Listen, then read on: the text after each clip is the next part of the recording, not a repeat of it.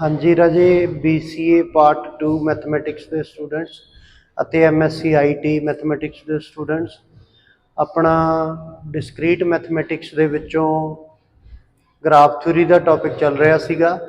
Last lecture ਦੇ ਵਿੱਚ ਜੋ ਵੀ ਕੰਮ ਪੈਂਡਿੰਗ ਸੀ ਆਪਾਂ ਉਹ ਤੋਂ ਬਾਅਦ ਨੈਕਸਟ ਟੌਪਿਕ ਸਟਾਰਟ ਕਰਨ ਲੱਗ ਰਹੇ ਹਾਂ, ਜਿਹਦੇ ਵਿੱਚ ਅੱਜ ਦਾ ਮੇਨ ਟੌਪਿਕ ਹੈ ਆਪਣਾ ਮੈਟ੍ਰਿਕਸ ਰਿਪਰੈਜ਼ੈਂਟੇਸ਼ਨ ਆਫ ਗ੍ਰਾਫ। ਇਹਦੇ ਵਿੱਚ ਦੋ ਤਰ੍ਹਾਂ ਦਾ ਮੇਨਲੀ ਕੰਮ ਹੋਏਗਾ। ਕਿਸੇ ਗ੍ਰਾਫ ਨੂੰ ਮੈਟ੍ਰਿਕਸ ਦੇ ਵਿੱਚ ਮੈਟ੍ਰਿਕਸ ਰਿਪਰੈਜ਼ੈਂਟੇਸ਼ਨ ਦੇ ਵਿੱਚ ਕਿਵੇਂ ਲਿਖਦੇ ਹਾਂ, ਜਿਹਦੇ ਵਿੱਚ ਪਹਿਲੇ ਨੰਬਰ 'ਤੇ ਆਪਾਂ ਗ੍ਰਾਫ ਦੀ ਐਡਜੈਸੈਂਸੀ ਮੈਟ੍ਰਿਕਸ ਲਿਖਦੇ ਹਾਂ, ਸੈਕਿੰਡ ਨੰਬਰ 'ਤੇ ਗ੍ਰਾਫ ਦੀ ਇੰਸੀਡੈਂਸ ਮੈਟ੍ਰਿਕਸ ਲਿਖਦੇ ਹਾਂ। ਜਿਹੜੀ ਗ੍ਰਾਫ ਦੀ ਐਡਜੈਸੈਂਸੀ ਮੈਟ੍ਰਿਕਸ ਆ ਉਹਦੇ ਵਿੱਚ ਦੋਨਾਂ ਪਾਸੇ ਆਪਾਂ ਗ੍ਰਾਫ ਦੇ ਵਰਟੈਕਸ ਲਿਖ ਲੈਂਦੇ ਹਾਂ, ਰੋ ਵਾਈਜ਼ ਵੀ ਵਰਟਿਸਿਸ ਅਤੇ ਕਾਲਮ ਵਾਈਜ਼ ਵੀ ਵਰਟੈਕਸ, ਰੋ ਵਾਈਜ਼ ਵੀ ਵਰਟੈਕਸ ਅਤੇ ਕਾਲਮ ਵਾਈਜ਼ ਵੀ ਵਰਟੈਕਸ ਲਿਖ ਲੈਂਦੇ ਹਾਂ। ਜਿਹੜੀ ਆਪਣੀ ਇੰਸੀਡੈਂਸ ਮੈਟ੍ਰਿਕਸ ਆ ਉਹਦੇ ਵਿੱਚ ਆਪਣੇ ਕੋਲੇ ਕੀ ਹੈ ਕਿ ਜਿਹੜੇ ਰੋ ਵਾਈਜ਼ ਨੇ ਉਹ ਤਾਂ ਆਪਾਂ ਵਰਟੈਕਸ ਲਿਖਦੇ ਆ ਅਤੇ ਕਾਲਮ ਵਾਈਜ਼ ਆਪਾਂ ਕੀ ਲਿਖਦੇ ਆ, ਐਜ। ਐਡਜੈਸੈਂਟਰੀ ਮੈਟ੍ਰਿਕਸ ਦੇ ਵਿੱਚ ਰੋ ਵਾਈਜ਼ ਵੀ ਵਰਟੈਕਸ ਅਤੇ ਕਾਲਮ ਵਾਈਜ਼ ਵੀ ਵਰਟੈਕਸ। ਜਿਹੜੇ ਵਰਟੈਕਸ ਦਾ ਸਾਹਮਣੇ ਪਏ ਹੋਏ ਜਿਹੜੇ ਵਰਟੈਕਸ ਦੇ ਨਾਲ ਰਿਲੇਸ਼ਨ ਹੋਏਗਾ, ਐਜ ਲੱਗਿਆ ਹੋਏਗਾ, ਉਹਨਾਂ ਦੋਨਾਂ ਦੇ ਵਿਚਕਾਰ 1 ਪਾ ਦਾਂਗੇ। ਜਿਨ੍ਹਾਂ ਦਾ ਰਿਲੇਸ਼ਨ ਨਹੀਂ ਹੈਗਾ, ਐਜ ਨਹੀਂ ਹੈਗਾ, ਉੱਥੇ ਕੀ ਲਿਖ ਦਾਂਗੇ, 0। ਮੈਟ੍ਰਿਕਸ ਦੇ ਐਲੀਮੈਂਟਸ ਕੀ ਹੋਣਗੇ, ਸਿਰਫ 0 ਅਤੇ 1। ਜਿਹੜੇ ਦੋ ਵਰਟੈਕਸ ਦੇ ਵਿਚਕਾਰ ਐਜ ਲੱਗਿਆ ਹੋਏਗਾ, ਰਿਲੇਸ਼ਨ ਹੋਏਗਾ, ਉਹਨਾਂ ਦੇ ਬਿਟਵੀਨ ਕੀ ਪਾਵਾਂਗੇ, 1। ਜਿਨ੍ਹਾਂ ਦੇ ਵਿਚਕਾਰ ਰਿਲੇਸ਼ਨ ਨਹੀਂ ਹੋਏਗਾ, ਐਜ ਨਹੀਂ ਲੱਗਿਆ ਹੋਏਗਾ, ਉੱਥੇ ਕੀ ਲਿਖਾਂਗੇ, 0। ਸਿਮਿਲਰਲੀ ਇਸੇ ਤਰੀਕੇ ਨਾਲ ਹੀ ਆਪਾਂ ਇੰਸੀਡੈਂਸ ਮੈਟ੍ਰਿਕਸ ਦੀ ਗੱਲ ਕਰਾਂਗੇ। ਜਦੋਂ ਕਿਸੇ ਵਰਟੈਕਸ ਦਾ ਸਾਹਮਣੇ ਪਏ ਹੋਏ ਐਜ ਦੇ ਨਾਲ ਰਿਲੇਸ਼ਨ ਹੋਏਗਾ, ਉਹ ਆਪਸ ਦੇ ਵਿੱਚ ਜੁੜੇ ਹੋਏ ਹੋਣਗੇ ਤਾਂ 1 ਪਾਵਾਂਗੇ। ਜਦੋਂ ਇੱਥੇ ਪਿਆ ਹੋਇਆ ਵਰਟੈਕਸ ਸਾਹਮਣੇ ਪਏ ਹੋਏ ਐਜ ਦੇ ਨਾਲ ਜੁੜਿਆ ਨਹੀਂ ਹੋਏਗਾ, ਰਿਲੇਸ਼ਨ ਨਹੀਂ ਹੋਏਗਾ, ਫਿਰ ਕੀ ਲਿਖਾਂਗੇ, 0। ਇਹ ਦੋ ਤਰ੍ਹਾਂ ਦੀ ਮੈਟ੍ਰਿਕਸ ਹੋ ਗਈ, ਐਡਜੈਸੈਂਸ ਮੈਟ੍ਰਿਕਸ ਅਤੇ ਇੰਸੀਡੈਂਸ ਮੈਟ੍ਰਿਕਸ। ਜਿਹੜੀ ਐਡਜੈਸੈਂਸ ਮੈਟ੍ਰਿਕਸ ਹੈ ਇਹ ਹਮੇਸ਼ਾ ਸਕੁਏਅਰ ਆਰਡਰ ਦੀ ਹੋਏਗੀ, ਕਿਉਂਕਿ ਜਿੰਨੇ ਵਰਟੈਕਸ ਇੱਧਰ ਨੂੰ ਨੇ ਉਨੇ ਹੀ ਵਰਟੈਕਸ ਉੱਧਰ ਨੂੰ ਨੇ। ਇਹ ਹਮੇਸ਼ਾ ਸਕੁਏਅਰ ਆਰਡਰ ਦੀ ਹੋਏਗੀ। ਸ਼ਾਇਦ ਤੁਹਾਡੇ ਪਿਛਲੇ ਸਿਲੇਬਸ ਦਾ, ਪਿਛਲੀ ਕਲਾਸ ਦਾ ਸਿਲੇਬਸ ਯਾਦ ਹੋਵੇ ਥੋੜ੍ਹਾ ਬਹੁਤਾ। ਮੈਟ੍ਰਿਕਸ ਦੋ ਤਰ੍ਹਾਂ ਦੀਆਂ ਹੁੰਦੀਆਂ ਨੇ ਉਹਨਾਂ ਦੇ ਆਰਡਰ ਦੇ ਟਾਈਪ ਦੇ ਨਾਲ। ਇੱਕ ਹੁੰਦੀ ਹੈ ਮੈਟ੍ਰਿਕਸ ਸਕੁਏਅਰ ਆਰਡਰ ਦੀ, ਇੱਕ ਹੁੰਦੀ ਹੈ ਮੈਟ੍ਰਿਕਸ ਰੈਕਟੈਂਗੂਲਰ ਆਰਡਰ ਦੀ। ਜਿਹੜੀ ਸਕੁਏਅਰ ਆਰਡਰ ਦੀ ਹੁੰਦੀ ਆ ਉਹਦੇ ਵਿੱਚ ਜਿੰਨੀਆਂ ਨੰਬਰ ਆਫ ਰੋਜ਼ ਹੁੰਦੀਆਂ ਨੇ ਉਨੀਆਂ ਹੀ ਨੰਬਰ ਆਫ ਕਾਲਮਸ ਹੁੰਦੀਆਂ ਨੇ। R × R, S × S, ਜਿੰਨੀਆਂ ਨੰਬਰ ਆਫ ਰੋਜ਼ ਉਨੀਆਂ ਹੀ ਨੰਬਰ ਆਫ ਕਾਲਮਸ ਹੋਣ, ਉਹਨੂੰ ਆਪਾਂ ਸਕੁਏਅਰ ਆਰਡਰ ਦੀ ਮੈਟ੍ਰਿਕਸ ਕਹਿੰਦੇ ਹੁੰਦੇ ਆ। ਜਿਹਦੇ ਵਿੱਚ ਨੰਬਰ ਆਫ ਰੋਜ਼ ਵੱਧ ਘੱਟ ਹੋਣ ਨੰਬਰ ਆਫ ਕਾਲਮਸ ਤੋਂ, ਉਹਨੂੰ ਆਪਾਂ ਰੈਕਟੈਂਗੂਲਰ ਆਰਡਰ ਦੀ ਕਹਿੰਦੇ ਹੁੰਦੇ ਆ। ਸੋ ਜਿਹੜੀ ਤਾਂ ਐਡਜੈਸੈਂਸੀ ਮੈਟ੍ਰਿਕਸ ਆ ਇਹ ਹਮੇਸ਼ਾ ਹੀ ਸਕੁਏਅਰ ਆਰਡਰ ਦੀ ਹੋਏਗੀ। ਜਿਹੜੀ ਇੰਸੀਡੈਂਸ ਮੈਟ੍ਰਿਕਸ ਆ ਇਹ ਸਕੁਏਅਰ ਆਰਡਰ ਦੀ ਵੀ ਹੋ ਸਕਦੀ ਆ ਅਤੇ ਰੈਕਟੈਂਗੂਲਰ ਆਰਡਰ ਦੀ ਵੀ ਹੋ ਸਕਦੀ ਹੈ। ਹੁਣ ਆਪਾਂ ਕੋਈ ਐਗਜ਼ਾਮਪਲ ਕਰਦੇ ਹਾਂ ਇਹਨਾਂ ਨਾਲ ਦੀਆਂ, ਐਡਜੈਸੈਂਸੀ ਮੈਟ੍ਰਿਕਸ ਅਤੇ ਇੰਸੀਡੈਂਸ ਮੈਟ੍ਰਿਕਸ ਰਾਈਟ ਕਰਦੇ ਹਾਂ, ਫਿਰ ਇਹਨਾਂ ਦੇ ਨਾਲ ਦਾ ਵਰਕ ਕਰਦੇ ਹਾਂ, ਤੁਹਾਨੂੰ ਹੋਰ ਜ਼ਿਆਦਾ ਕਲੀਅਰ ਹੋਏਗਾ। ਜਿਵੇਂ ਹੁਣ ਇਹ ਸੀਗਾ, ਕੰਸੀਡਰ ਦਾ ਗ੍ਰਾਫ, ਕੋਈ ਗ੍ਰਾਫ ਦੇਤਾ ਇਹਨੇ ਆਪਾਂ ਨੂੰ ਕੀ ਫਾਈਂਡ ਆਊਟ ਕਰਨ ਨੂੰ ਕਹਿਤਾ, ਐਡਜੈਸੈਂਸੀ ਮੈਟ੍ਰਿਕਸ ਪਤਾ ਕਰਨ ਨੂੰ ਕਹਿਤਾ। ਤੁਸੀਂ ਆਪ ਕਰਕੇ ਦੇਖੋ ਕੰਮ, ਠੀਕ ਹੈ। ABCD 4 ਵਰਟੈਕਸ ਦਿੱਤੇ, ABCD 4 ਵਰਟੈਕਸ ਆਪਾਂ ਇੱਧਰ ਨੂੰ ਲਿਖ ਲਏ ਅਤੇ ABCD 4 ਵਰਟੈਕਸ ਆਪਾਂ ਨੇ ਇੱਧਰ ਨੂੰ ਲਿਖ ਲਏ। A ਦਾ ਆਪਣੇ ਆਪ ਨਾਲ ਰਿਲੇਸ਼ਨ ਹੈਗਾ ਨਾ, ਲੂਪ ਲੱਗਿਆ ਹੋਇਆ ਤਾਂ 1 ਲਗਾ ਦਿਓ। A ਦਾ B ਦੇ ਨਾਲ ਰਿਲੇਸ਼ਨ ਹੈਗਾ, 1 ਲਗਾ ਦਿਓ। A ਦਾ C ਦੇ ਨਾਲ ਰਿਲੇਸ਼ਨ ਹੈ ਨਹੀਂ ਗਾ, 0 ਲਗਾ ਦਿਓ। A ਦਾ D ਦੇ ਨਾਲ ਰਿਲੇਸ਼ਨ ਹੈਗਾ ਤਾਂ 1 ਲਗਾ ਦਿਓ। B ਦਾ A ਦੇ ਨਾਲ ਰਿਲੇਸ਼ਨ ਹੈਗਾ, ਯੈਸ, 1 ਲਗਾ ਦਿਓ। B ਦਾ ਆਪਣੇ ਆਪ ਨਾਲ ਰਿਲੇਸ਼ਨ ਹੈ ਨਹੀਂ ਗਾ ਤਾਂ 0 ਲਗਾ ਦਿਓ। B ਦਾ C ਦੇ ਨਾਲ ਰਿਲੇਸ਼ਨ ਹੈ ਤਾਂ 1 ਲਗਾ ਦਿਓ। B ਦਾ D ਦੇ ਨਾਲ ਰਿਲੇਸ਼ਨ ਹੈਗਾ ਤਾਂ 1 ਲਗਾ ਦਿਓ। ਹੁਣ C ਦੀ ਵਾਰੀ ਆ ਗਈ। C ਦਾ A ਦੇ ਨਾਲ ਰਿਲੇਸ਼ਨ ਹੈ ਨਹੀਂ ਗਾ ਤਾਂ 0 ਲਗਾ ਦਿਓ। C ਦਾ B ਦੇ ਨਾਲ ਰਿਲੇਸ਼ਨ ਹੈ ਤਾਂ 1 ਲਗਾ ਦਿਓ। C ਦਾ ਆਪਣੇ ਆਪ ਨਾਲ ਰਿਲੇਸ਼ਨ ਹੈ ਨਹੀਂ ਤਾਂ 0 ਲਗਾ ਦਿਓ। C ਦਾ D ਦੇ ਨਾਲ ਰਿਲੇਸ਼ਨ ਹੈ ਤਾਂ 1 ਲਗਾ ਦਿਓ। ਹੁਣ ਰਹਿ ਗਈ ਗੱਲਬਾਤ ਡੀ ਦੀ। ਡੀ ਦਾ ਏ ਦੇ ਨਾਲ ਰਿਲੇਸ਼ਨ ਹੈ ਤਾਂ 1 ਲਗਾ ਦਿਓ, ਡੀ ਦਾ ਬੀ ਦੇ ਨਾਲ ਰਿਲੇਸ਼ਨ ਹੈਗਾ ਤਾਂ 1 ਲਗਾ ਦਿਓ, ਡੀ ਦਾ ਸੀ ਦੇ ਨਾਲ ਰਿਲੇਸ਼ਨ ਹੈਗਾ ਤਾਂ 1 ਲਗਾ ਦਿਓ, ਡੀ ਦਾ ਆਪਣੇ ਆਪ ਨਾਲ ਰਿਲੇਸ਼ਨ ਹੈ ਨਹੀਂ ਤਾਂ 0 ਲਗਾ ਦਿਓ। ਲਓ ਜੀ ਬਣ ਗਈ ਐਡਜੈਸੈਂਸੀ ਮੈਟ੍ਰਿਕਸ, ਨਹੀਂ ਸੌਰੀ ਇੰਸੀਡੈਂਸ ਮੈਟ੍ਰਿਕਸ, ਸੌਰੀ ਸਹੀ ਬੋਲਿਆ ਸੀ ਮੈਂ, ਐਡਜੈਸੈਂਸੀ ਮੈਟ੍ਰਿਕਸ ਸਹੀ ਬੋਲਿਆ ਸੀ।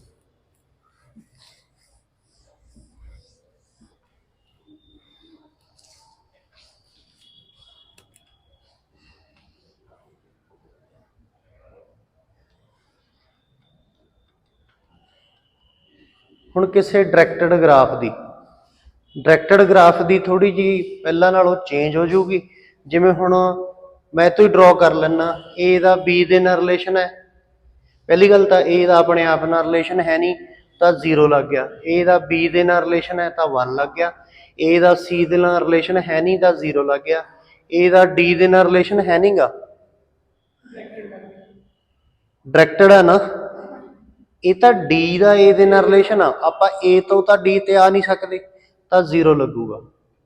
ਇਹ ਨਾ ਦੇਖੋ ਕਿ ਵੀ ਆ ਐਜ ਲੱਗਿਆ ਹੋਇਆ, ਇਹ ਤਾਂ ਏ ਡੀ ਤੋਂ ਏ ਵੱਲ ਨੂੰ ਜਾਣ ਦਾ ਰਸਤਾ ਆ, ਏ ਤੋਂ ਤਾਂ ਡੀ ਤੇ ਆ ਨਹੀਂ ਸਕਦੇ ਤਾਂ 0 ਲੱਗ ਗਿਆ। ਇਸ ਤਰੀਕੇ ਨਾਲ ਸਾਰੀ ਮੈਟ੍ਰਿਕਸ ਤਿਆਰ ਕੀਤੀ ਹੋਈ ਹੈ ਇਹ ਡਾਇਰੈਕਟਡ ਗ੍ਰਾਫ ਦੀ ਹੋ ਗਈ। ਹਾਂ ਜੇ ਅਨਡਾਇਰੈਕਟਡ ਹੁੰਦਾ, ਇਹੀ ਗ੍ਰਾਫ ਜੇ ਅਨਡਾਇਰੈਕਟਡ ਹੁੰਦਾ ਤਾਂ ਇਹ ਜਿਹੜਾ ਰਸਤਾ ਆ ਇਹੀ ਰਸਤਾ ਜਾਣ ਦਾ ਹੁੰਦਾ, ਇਹੀ ਰਸਤਾ ਵਾਪਸ ਆਉਣ ਦਾ ਹੁੰਦਾ। ਕੱਲ ਵਾਲੀ ਕਲਾਸ ਦੇ ਵਿੱਚ ਆਪਾਂ ਇਹਦੇ ਨਾਲ ਦਾ ਕੰਮ ਸਿੱਖਿਆ ਸੀ, ਜਿਹੜੀ ਕੱਲ ਕਲਾਸ ਲਗਾਈ ਸੀ, ਕੱਲ ਆਪਾਂ ਨੇ ਆਫਲਾਈਨ ਕਲਾਸ ਲਗਾਈ ਸੀ ਕਿ ਵੀਡੀਓ ਨਹੀਂ ਸੀ ਬਣਾਈ, ਕੱਲ ਵਾਲੀ ਕਲਾਸ ਦੇ ਵਿੱਚ ਆਪਾਂ ਇਹਦੇ ਨਾਲ ਦਾ ਕਾਫੀ ਕੰਮ ਡੀਪਲੀ ਪੜ੍ਹਿਆ ਸੀਗਾ।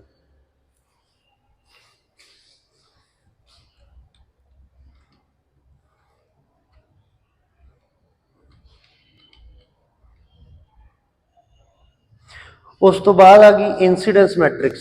ਐਡਜੈਸੈਂਸੀ ਮੈਟ੍ਰਿਕਸ ਵੀ ਤਿਆਰ ਕਰਨੀ ਆ। ਪਹਿਲਾਂ ਤਾਂ ਇਹਦੇ ਵਿੱਚ ਆ ਗਿਆ ਫਾਈਂਡ ਦਾ ਐਡਜੈਸੈਂਸੀ ਮੈਟ੍ਰਿਕਸ ਆਫ ਮਲਟੀਗ੍ਰਾਫ, ਇੱਕ ਤੋਂ ਜ਼ਿਆਦਾ ਐਜ ਲੱਗੇ ਹੋਏ ਨੇਗੇ, ਕੋਈ ਇਸ਼ੂ ਨਹੀਂ। ਪਹਿਲਾਂ ਤਾਂ ਕੀ ਆ, ਕਿੰਨੇ ਵਰਟੈਕਸ ਨੇ, A B C D E, 5 ਵਰਟੈਕਸ ਇੱਧਰ ਨੂੰ ਲਗਾ ਲਏ, 5 ਵਰਟੈਕਸ ਇੱਧਰ ਨੂੰ ਲਗਾ ਲਏ। ਏ ਦਾ ਆਪਣੇ ਆਪ ਨਾਲ ਇੱਕ ਐਜ ਦੀ ਹੈਲਪ ਲੱਗਿਆ ਹੈ, 1 ਲਗਾ ਦਿਓ। ਏ ਤੋਂ ਬੀ ਦੇ ਵੱਲ ਨੂੰ ਕਿੰਨੇ ਐਜ ਲੱਗੇ ਹੋਏ ਨੇ, ਏ ਤੋਂ ਬੀ ਵੱਲ ਨੂੰ 2 ਐਜ ਲੱਗੇ ਹੋਏ ਨੇ ਤਾਂ 2 ਲਗਾਤੇ। ਏ ਤੋਂ ਸੀ ਵੱਲ ਨੂੰ ਕਿੰਨੇ ਐਜ ਲੱਗੇ ਹੋਏ ਨੇ, ਕੋਈ ਵੀ ਨਹੀਂ ਲੱਗਿਆ ਹੈ ਤਾਂ 0 ਲੱਗ ਗਿਆ। ਏ ਦਾ ਡੀ ਵੱਲ ਨੂੰ ਕੋਈ ਵੀ ਨਹੀਂ ਐਜ ਲੱਗਿਆ ਹੈ ਤਾਂ 0 ਲੱਗ ਗਿਆ। ਏ ਦਾ ਈ ਦੇ ਨਾਲ ਇੱਕ ਐਜ ਲੱਗਿਆ ਹੈ ਤਾਂ 1 ਲਗਾਤਾ। ਹੁਣ ਗੱਲ ਆ ਗਈ ਬੀ ਦੀ। ਬੀ ਤੋਂ ਏ ਵੱਲ ਨੂੰ 2 ਐਜ ਲੱਗੇ ਹੋਏ ਨੇ ਤਾਂ 2 ਲਗਾਤੇ। ਬੀ ਦਾ ਆਪਣੇ ਆਪ ਨਾਲ ਕੋਈ ਵੀ ਐਜ ਨਹੀਂ ਤਾਂ 0 ਲੱਗ ਗਿਆ। ਬੀ ਦਾ ਸੀ ਵੱਲ ਨੂੰ ਇੱਕ ਐਜ ਲੱਗਿਆ ਹੈ ਤਾਂ 1 ਲੱਗ ਗਿਆ। ਬੀ ਤੋਂ ਡੀ ਵੱਲ ਨੂੰ ਕੋਈ ਵੀ ਐਜ ਨਹੀਂ ਲੱਗਿਆ ਹੈ ਤਾਂ 0 ਲੱਗ ਗਿਆ। ਬੀ ਤੋਂ ਈ ਵੱਲ ਨੂੰ ਕੋਈ ਵੀ ਐਜ ਨਹੀਂ ਲੱਗਿਆ ਹੈ ਤਾਂ 0 ਲੱਗ ਗਿਆ। ਹੁਣ ਸੀ ਦੀ ਵਾਰੀ ਆ ਗਈ। ਸੀ ਦਾ ਏ ਵੱਲ ਨੂੰ ਕੋਈ ਵੀ ਐਜ ਨਹੀਂ ਲੱਗਿਆ ਹੈ ਤਾਂ 0 ਆ। ਸੀ ਤੋਂ ਏ ਵੱਲ ਨੂੰ ਸੀ ਤੋਂ ਬੀ ਵੱਲ ਨੂੰ ਇੱਕ ਐਜ ਲੱਗਿਆ ਹੈ ਤਾਂ 1 ਲੱਗ ਗਿਆ। ਸੀ ਤੋਂ ਸੀ ਨਾਲ ਕੋਈ ਵੀ ਐਜ ਨਹੀਂ ਲੱਗਿਆ ਹੈ ਤਾਂ 0 ਲੱਗ ਗਿਆ। ਸੀ ਤੋਂ ਡੀ ਵੱਲ ਨੂੰ ਇੱਕ ਐਜ ਲੱਗਿਆ ਹੈ ਤਾਂ 1 ਲੱਗ ਗਿਆ। ਸੀ ਤੋਂ ਈ ਵੱਲ ਨੂੰ ਕਿੰਨੇ ਐਜ ਲੱਗੇ ਨੇ, 1 2 3, 3 ਐਜ ਲੱਗੇ ਨੇ ਤਾਂ 3 ਲੱਗ ਗਿਆ। ਇਸ ਤਰੀਕੇ ਨਾਲ ਤੁਸੀਂ ਪੂਰੀ ਕਰ ਲੈਣੀ ਆ। ਇਹ ਕੀ ਸੀਗੀ, ਐਡਜੈਸੈਂਸੀ ਮੈਟ੍ਰਿਕਸ, ਐਡਜੈਸੈਂਟ ਮੈਟ੍ਰਿਕਸ ਕਹਿ ਲਓ ਜਾਂ ਐਡਜੈਸੈਂਸੀ ਮੈਟ੍ਰਿਕਸ ਕਹਿ ਲਓ। ਡਾਇਰੈਕਟਡ ਗ੍ਰਾਫ ਦੀ ਵੀ ਹੋਗੀ, ਅਨਡਾਇਰੈਕਟਡ ਗ੍ਰਾਫ ਦੀ ਵੀ ਹੋਗੀ, ਮਲਟੀਗ੍ਰਾਫ ਦੀ ਵੀ ਹੋਗੀ। ਬਸ ਮਲਟੀਗ੍ਰਾਫ ਤਾਂ ਕੀ ਹੋ ਗਿਆ, ਜਿਹਦੇ ਵਿੱਚ ਪੈਰਲਲ ਐਜ ਜਾਂ ਲੂਪ ਆ ਜਾਣਾ, ਕੋਈ ਇਸ਼ੂ ਨਹੀਂ, ਕਰ ਸਕਦੇ ਹੋ ਤੁਸੀਂ। ਉਸ ਤੋਂ ਬਾਅਦ ਆ ਗਈ ਇੰਸੀਡੈਂਸ ਮੈਟ੍ਰਿਕਸ, ਜਿਹਦੇ ਵਿੱਚ ਇੱਕ ਰੋ ਵਾਈਜ਼ ਆਪਾਂ ਵਰਟੈਕਸ ਲਿਖਦੇ ਹਾਂ, ਕਾਲਮ ਵਾਈਜ਼ ਆਪਾਂ ਐਜ ਲਿਖਦੇ ਹਾਂ।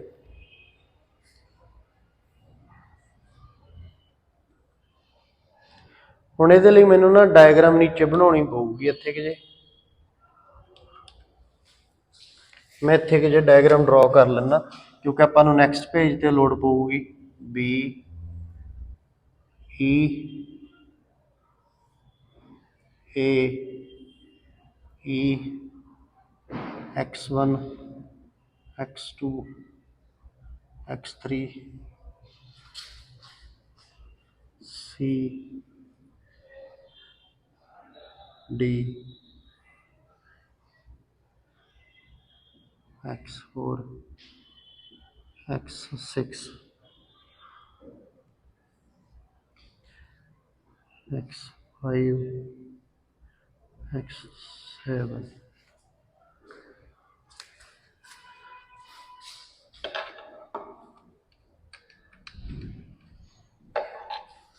हाँ जी, उस तो बाद अपने कोले की है, पहली गल तो ये वर्टैक्स गिणीए 1 2 3 4 5 वर्टैक्स ने, तो ABCDE 5 वर्टैक्स रख ले।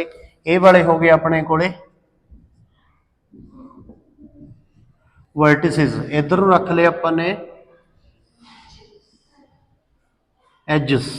एजस किन्ने अपने कोले 1 2 3 4 5 6 7 एजस हो गए, 7 एजस लिख ले। इंसीडेंस मैट्रिक्स के विच तां बहुत ईजी काम आ, जेड़ा जेड़ा वर्टेक्स जेड़े जेड़े एजस नाल जुड़िया होया उन्हां एजस के नीचे 1 लग जूगा, बाकियां दी थां ते 0 लग जूगा। हुण जिवें पहले एज की गल करिए, वर्टेक्स की गल करिए, पहला वर्टेक्स x1 ते x2 नाल जुड़िया होया, तो x1 ते x2 के नीचे 1 है, बाकी सारियां दे थां ते 0 है। जिहड़ा B वर्टेक्स आ, B है 1 3 ते 4 नाल जुड़िया होया, सो 1 3 ते 4 नाल 1 है, बाकी सारे नाल 0 आ। जिहड़ा C है, C किहदी किहदे 4 5 6 नाल आ, तो 4 5 6 नाल 1 है, बाकी सारे दे नाल 0 आ। जिहड़ा C है वो 4 5 6 नाल आ, तो C दी तां गल होई की सी, सॉरी D है जिहड़ा D 6 ते 7 नाल आ, तो D 6 ते 7 नाल आ, बाकी सारे नाल 0 आ। जिहड़ा E है E 2 3 5 7 नाल आ, तो E है जिहड़ा 2 3 5 ते 7 नाल, बाकी सारे नाल 0 आ। ये तुहाडी की होगी इंसीडेंस मैट्रिक्स होगी। पेपर दे विच तुहानूं काम करन तो पहला आउंदा होना चाहिए भी यह किहड़े चैप्टर का क्वेश्चन आ, किद्दां सॉल्व होना, किवें असीं करना। इहनूं कल्ला आउंदा होना मैटर नहीं करदा, सही तरीके नाल आउंदा होना चाहिए, इन टाइम आउणा चाहिए। कई बच्चों को असीं देखते हैं कि उन्होंने पता हुंदा भी इन्हां नूं आउंदा आ, उन्हां तो पूरे टाइम च अटैम्प्ट नहीं हुंदा। पेपर दे विच ना तो इन्ना को खुला समा हुंदा भी तुसीं आराम नाल बैठे रहो, सोची जाओ, करी जाओ, समझी जाओ, सोची जाओ, ना तो फालतू टाइम आ, ना ही घट टाइम आ। ठीक है भी थोड़े तो अटैम्प्ट ही नहीं होना, इन्ना घट टाइम हुंदा, पूरा पूरा लिमिटेड जिहा टाइम हुंदा। थोड़े कोले सिग्नेचर करन दे लई, पानी पूनी पीण दे लई, रिलैक्स करन दे लई, माड़ा मोटा सोचण दे लई टाइम हुंदा, इन्ना क टाइम हुंदा। जे 3 घंटे का पेपर आ तो 2.5 घंटे दे विच, पौने 3 घंटे दे विच अटैम्प्ट हो सकदा, 15-20 मिनट एक्सट्रा मार्जन हुंदे ने। ठीक है, सो अपनी तैयारी हुण दे दिनां च वधिया कीती जा सकदी आ, पेपरां दे दिनां च तां रिवीजन ही होवे बस। ਜਿਹੜੇ ਬੱਚੇ ਹੁਣ ਦੇ ਦਿਨਾਂ 'ਚ ਰਿਲੈਕਸ ਕਰਨਗੇ, ਰਿਲੈਕਸੇਸ਼ਨ ਲੈਣਗੇ, ਉਹ ਪੇਪਰਾਂ 'ਚ ਰਿਲੈਕਸ ਨਹੀਂ ਹੋ ਸਕਦੇ। ਉਹਨਾਂ ਦੇ ਪੇਪਰਾਂ ਦੇ ਦਿਨਾਂ 'ਚ ਪੂਰੀ ਟੈਨਸ਼ਨ ਪਈ ਰਹੂਗੀ ਦਿਮਾਗ 'ਤੇ, ਨਾ ਉਹ ਪੇਪਰਾਂ ਦੇ ਦਿਨਾਂ 'ਚ ਵਧੀਆ ਰਿਜ਼ਲਟ ਲਿਆ ਸਕਦੇ ਨੇ। ਜਿਹੜੇ ਬੱਚੇ ਹੁਣ ਦੇ ਦਿਨਾਂ 'ਚ ਮਿਹਨਤ ਕਰ ਲੈਣਗੇ, ਉਹ ਪੇਪਰਾਂ ਦੇ ਦਿਨਾਂ 'ਚ ਪੂਰੇ ਰਿਲੈਕਸ ਰਹਿਣਗੇ, ਨਾਲੇ ਨੰਬਰ ਰਿਜ਼ਲਟ ਵੀ ਵਧੀਆ ਲੈ ਕੇ ਆਉਣਗੇ। ਬਸ ਇੰਨਾ ਕੁ ਧਿਆਨ ਰੱਖ ਕੇ ਚੱਲਿਓ ਵੀ ਤੁਸੀਂ ਪੇਪਰਾਂ ਦੇ ਦਿਨਾਂ 'ਚ ਪੂਰੇ ਵਧੀਆ ਰਿਲੈਕਸ ਰਹਿਣਾ ਹੈ, ਤਾਂ ਜੇ ਹੁਣ ਮਿਹਨਤ ਕਰੋਗੇ।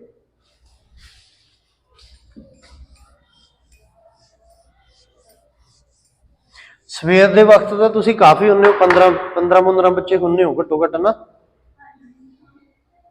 ਤੁਹਾਡੀ ਕਿੰਨੇ ਜਣਿਆਂ ਦੀ ਕਲਾਸ ਆ? ਮੇਰੇ ਖਿਆਲ 'ਚ 40-42 ਬੱਚਿਆਂ ਦੀ ਕਲਾਸ ਆ। 42 ਬੱਚੇ ਹੋ ਕਲਾਸ 'ਚ, 15-20 ਤਾਂ ਹੁੰਦੇ ਹੋ ਪਹਿਲੇ ਕਲਾਸਾਂ 'ਚ। ਫਿਰ ਹੁਣ ਕਿਉਂ ਛਾਨਣੀ ਦੇ ਵਿੱਚੋਂ ਛਣ ਕੇ ਜੇ ਥੋੜੇ ਰਹਿ ਜਾਂਦੇ ਹੋ?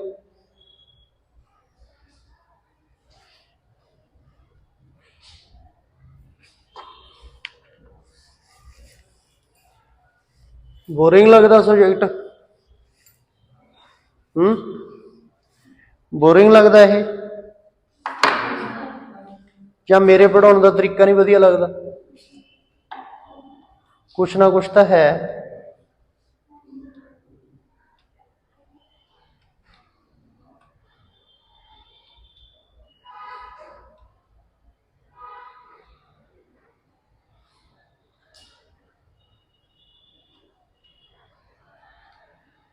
आज दी एक्सरसाइज है, तुसी खुद कर सकते हो 7B।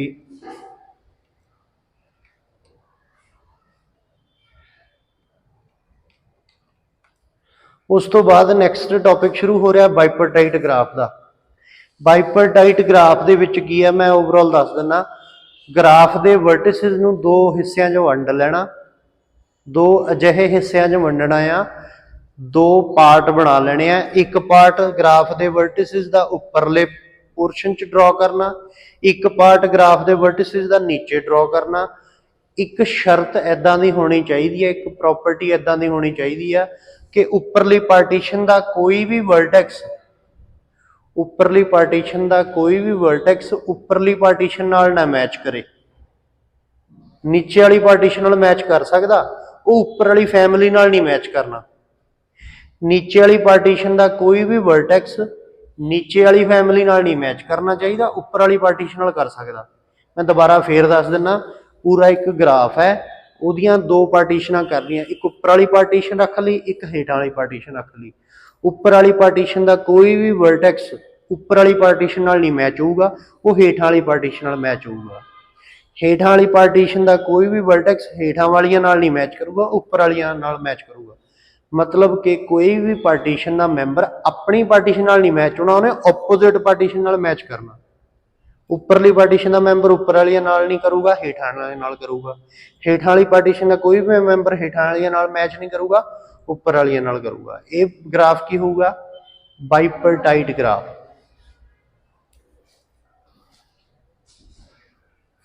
ਇਹਦੇ ਵਿੱਚ ਜਿਵੇਂ B ਹੈ, B ਕੱਲੇ E ਨਾਲ ਲੱਗ ਗਿਆ, B D ਨਾਲ ਨਹੀਂ ਕੀਤਾ, ਚੱਲ ਜਾਊਗਾ। A ਕੱਲੇ B ਨਾਲ ਕਰ D ਨਾਲ ਕਰ ਗਿਆ, A E ਨਾਲ ਨਹੀਂ ਕੀਤਾ, ਚੱਲ ਜਾਊਗਾ। C D ਨਾਲ ਕੀਤਾ, C E ਨਾਲ ਨਹੀਂ ਕੀਤਾ, ਚੱਲ ਜਾਊਗਾ, ਕੋਈ ਪ੍ਰੋਬਲਮ ਨਹੀਂ। ਇੱਕ ਇਸ ਤੋਂ ਬਾਅਦ ਆਊਗਾ ਕੰਪਲੀਟ ਬਾਈਪਰਟਾਈਟ ਗ੍ਰਾਫ। ਕੰਪਲੀਟ ਬਾਈਪਰਟਾਈਟ ਦੇ ਵਿੱਚ ਕੀ ਆ ਜਾਊਗਾ? ਥੋੜਾ ਜਿਹਾ ਚੇਂਜਸ ਆਇਆ ਬਾਈਪਰਟਾਈਟ ਗ੍ਰਾਫ ਨਾਲੋਂ। उपरली पार्टीशन का हर एक वर्टेक्स हेठां वाली पार्टीशन के हरेक वर्टेक्स नाल जुड़िया होगा। मैं दोबारा दस देना, ध्यान नाल सुन लो। उपरली पार्टीशन का हरेक वर्टेक्स नीचे वाली पार्टीशन के हरेक वर्टेक्स नाल जुड़िया होगा। जिहड़ी कमी पेशी उपर वाले कंपलीट बाइपर्टाइट ग्राफ च रह गई, वो हुण इहदे विच आके पूरी हो जूगी। मैं दस्सिया ना पहला कि ए है जिहड़ा जिवें बी नाल जुड़ गया, डी नाल नहीं जुड़िया, चल जूगा, पर ये नहीं चलना। जिमें हुण मैं दोबारा फिर दस देना, उपर वाली करा एग्जाम्पल ते लिया के, जिमें मैं दसिया सी कि ए है डी नाल तां जुड़ गया, ए ई दे नाल नहीं जुड़िया, चल जूगा। जे मैं इस एग्जाम्पल नूं दोबारा ड्रॉ करा, A B C D E, ये की है? बाइपर्टाइट। तो ये जिमें ए डी नाल जुड़ गया, ए ई नाल भी जुड़ गया, डी ए नाल भी जुड़ गया, ए इहदे नाल भी जुड़ गया, सी ए नाल भी जुड़ गया, सी ए नाल भी जुड़ गया। ये बन गया